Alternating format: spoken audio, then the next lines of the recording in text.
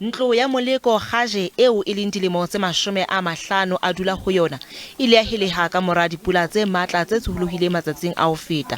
La o le jwalo o se a emetse ntlo eo mosadi wa hae a ileng a etsa kopo ya yona dilemong tse 5 tse fetileng. Ka lebaka la ho hloka lengolo le nepahetseng la lenyalo, o hlolehile ho fumana thuso.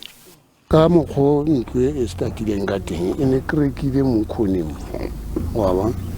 So motho ana le ene ne ke sa mo hira motho o ikirile a le monotsi ka ntlo go mpela stene ya mokhone that's why ile ya kreka mo. Empa la o le jwalo lefapha la kopanelo ya puso le tshepisitse o namola. Re lokela ho mo thusa hore a fumane lengolo la lenyalo, re tle re kgone ho mo beha lenaneng la batho ba ileng hore ke ba lokelwang ke hore ba ahelwe. Mokga o sa tswa thewa wa lentswe la batho eleng o tsebahalang ka ho thusa ho potlakisa ditletlebo tsa baahi tsa phano ya ditshebeletso o ikemiseditse o namola qakeng ena. Ha re tla re tlile ga manete gore ntlo ya ntate Gaaje ke ntlohela ka hore motho ona tlhoka moaka beya ntlhogo teng re fihlela mabota a arogana. Masipala o moholo wa Mangaung o re o tlile o abela Gaaje bodulo ba nakwana.